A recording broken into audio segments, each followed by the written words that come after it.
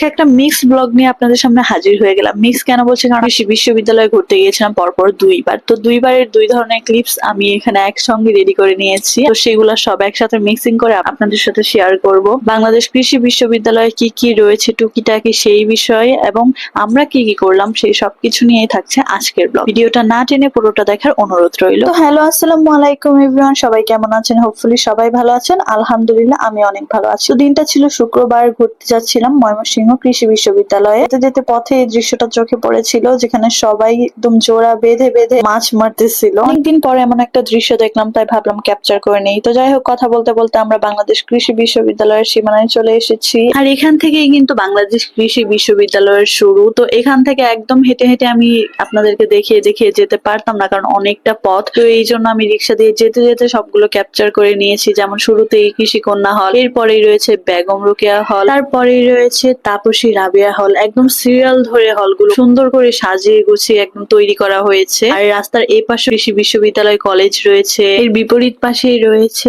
জুলাই 36 হল, এবং তার বিপরীত পাশেই কিন্তু রয়েছে কৃষি অর্থনৈতিক ও গ্রামীণ সমাজ বিজ্ঞান অনুষদটি, এবং তার পাশে কিন্তু রয়েছে যন্ত্র প্রকৌশল ভবন, এবং তার বিপরীত পাশে কিন্তু রয়েছে সুলতানা রাজিয়া হল। একদম সুন্দর করে গুছিয়ে হলগুলো এক সাইডে রাখা হয়েছে এবং অন্যান্য ভবনগুলো আরেক সাইডে রাখা হয়েছে। তো যাই হোক, কথা বলতে বলতে আমরা চলে এসেছি। তো রিক্সা থেকে নেমে আমরা সামনের উদ্যানটির দিকে এগিয়ে যাচ্ছিলাম। আর ফাইজান তো ভীষণ খুশি হয়েছে জায়গাটিতে এসে। তো যাই হোক, এই উদ্যানটিতে শহীদদের স্মরণে তাদের শ্রদ্ধা জানানোর জন্য গড়ে তোলা হয়েছে কিছু স্মৃতিসৌধ। আর এই স্মৃতিসৌধটি কিন্তু একদম বোটানিক্যাল গার্ডেনের বিপরীত পাশে। আর একটু সামনে এগিয়ে গেলে দেখতে পারবেন আপনারা এই স্মৃতিসৌধটি। আর এখানে গিয়ে আমি কিছু ভিডিও ক্লিপস নেওয়ার ট্রাই করতেছিলাম। তো পিকচার তো আমি অনেকগুলো তুলছি এখানে, যেগুলো আমি শেয়ার করেছি ইতিমধ্যে আপনারা দেখেছেন। এটা কিন্তু আগের বার, প্রথমবার যখন আমি গিয়েছিলাম তখনের। তো আপনারা কিন্তু পরবর্তীটাও এখানে দেখতে পাবেন, তো কনফিউজড হওয়া যাবে না। তো যাই হোক, উদ্যানটির বিপরীত পাশে কিন্তু সৈয়দ নজরুল ইসলাম কনফারেন্স হল নামে একটি ভবন রয়েছিল। তো এখানে চলে এসেছিলাম কিছু পিকচার এন্ড কিছু ভিডিওস নেওয়ার জন্য। তো পিকচারও নিয়ে নিয়েছি। পিকচার গুলো আমি আগে আপলোড করে দিয়েছি, বাট ভিডিওটা কেন আমার আপলোড করতে করতে অনেকটা দেরি হয়ে গেল, অনেক লেট করে ফেলেছি। বিকজ অনেক আওলা ছাওলা ছিল, এগুলা সুন্দর করে এডিটিং করতে হয়েছে, দেন তারপর আবার ভয়েস দিতে হয়েছে। তো এইগুলা করতে করতে দেরি হয়ে গেছে, এর মধ্যে তো আরো অনেক কাজ আছে। তো যাই হোক, ওখান থেকে এসে প্রচন্ড গরম লাগতেছিল, আইসক্রিম নিয়ে নিলাম। আর আইসক্রিমটা একদম বিল্ডিং এর সাথে ম্যাচ খেয়ে গেছিল। তো আমি বসে বসে আইসক্রিম খাওয়া শেষ হওয়ার পর আমরা চলে এসেছিলাম শিল্পাচার্য জয়নুল আবেদিন মিলনায়তনে। তো এখানেও কিছু ভিডিও নিয়ে চলে গিয়েছিলাম। এই রাস্তাটা ভীষণ সুন্দর ছিল। এটা কিন্তু ওই শিল্পাচার্য জয়নুল আবেদিন মিলনায়তনের একদম পাশ দিয়ে চলে গিয়েছে। ভীষণ সুন্দর ছিল রাস্তাটা। আর সেদিন প্রচন্ড রোদ ছিল, কিন্তু রোদ থাকলেও যেহেতু ছাউনি ছিল আর অনেক গাছপালা, তো বাতাসও ছিল ভরপুর। তো যাই হোক, আমি এই সাইড দিয়ে রাস্তাটা ভীষণ ভালো লাগছিল, এখানে হাঁটাহাঁটি করছিলাম, একটু ভিডিও নিচ্ছিলাম। এটা কিন্তু লাইব্রেরি একদম সাইড দিয়ে চলে গিয়েছে। তো এই রাস্তার সাইডে এই সুন্দর গার্ডেনটা রয়েছে, মাঝখানে একটা রাস্তা, দেন সাইডে আরো একটা গার্ডেন। ভিউটা অনেক সুন্দর ছিল মাশাআল্লাহ। এখানে কিন্তু আবার খুব সুন্দর একটি ভাস্কর্য ছিল। এই ভাস্কর্যটি বিজয় 71 নামে পরিচিত। এবার একটু ভেতরের সাইডে এখানে কিন্তু রয়েছে ছাত্র সমিতির নামে একটি অফিস। খুবই সুন্দর ভেতরেও জায়গাটা। আর হ্যাঁ, এতক্ষণে কিন্তু পার্ট 2 শুরু হয়ে গেছে। এখন যেগুলো দেখবেন এগুলো হচ্ছে পরের বারে। যাই হোক, এই ভবনটির পাশেই কিন্তু রয়েছে খুব সুন্দর একটি কেন্দ্রীয় জামে মসজিদ, এবং এর সাইডে কিন্তু অনেক দেখবেন আপনার টুকিটাকি দোকান, যেমন এখানে আতরের দোকান। এখান থেকে কিন্তু আপনার আতর চাইলে কাস্টমাইজ করে নিতে পারবেন।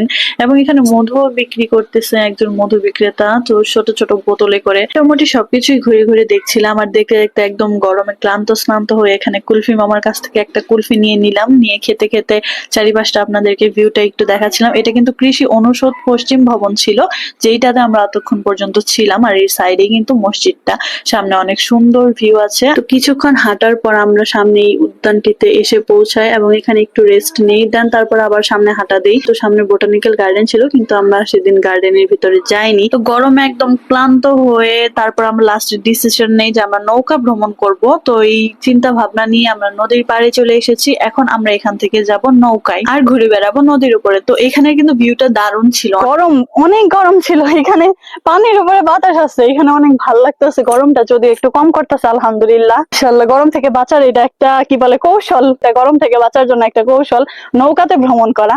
আর নৌকাতে ভ্রমণ করতে কিন্তু ভীষণ ভালো লাগে। তো আপনারা যারা যারা ময়মনসিংহ কৃষি ভার্সিটিতে আসবেন তারা কিন্তু অবশ্যই নৌকা ভ্রমণটা করে যাবেন। এটা খুবই ইন্টারেস্টিং এবং খুবই মজাদার একটা ভ্রমণ। হাঁস হাঁস কত ছোট না তোমার থেকে।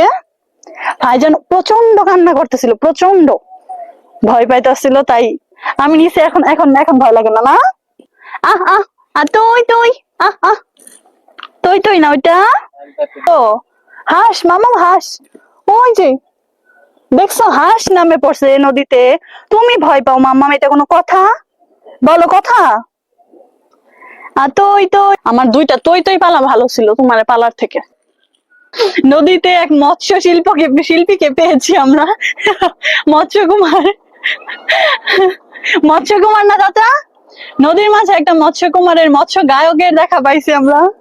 এই মৎস্য শিল্পী, তোমার গান খুব সুন্দর ছিল, আমার খুব ভালো লাগছে তোমার গান।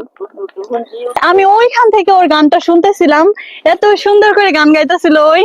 তো এখানে একটা ছেলে খুব সুন্দর গান গাচ্ছিল, যেটা আমার ভালো লাগছিল, তো সেটা নিয়ে আমরা কথাবার্তা বলছিলাম। আর এদিকে দেখতে দেখতে আমাদের নৌকা ভ্রমণ একদম শেষ পর্যায়ে। তো একদম শেষ পর্যায়ে এসে এখন আমরা নৌকা চালক চাচার সাথে কিছু টুকিটাকি কথা বলবো, যেটা আপনাদের সাথেও শেয়ার করব। এতক্ষণ পর্যন্ত আমরা নৌকা ভ্রমণ করলাম এই চাচার নৌকাতে উঠে। তো এখানে নৌকা চালান কত বছর যাবত?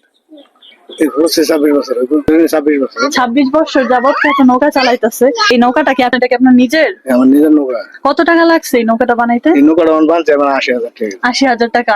কতদিন সময় লাগে এই নৌকাটা বানাইতে? নৌকা বানাইতে ঘর আগে 20-25 দিন লাগে।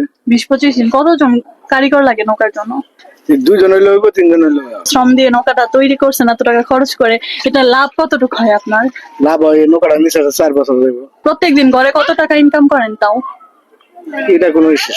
আজকে কত করছেন? এখন আজকে হকলে করলাম বেশি। আমরাই প্রথম, চাচার প্রথম কাস্টমার হচ্ছে আমরা।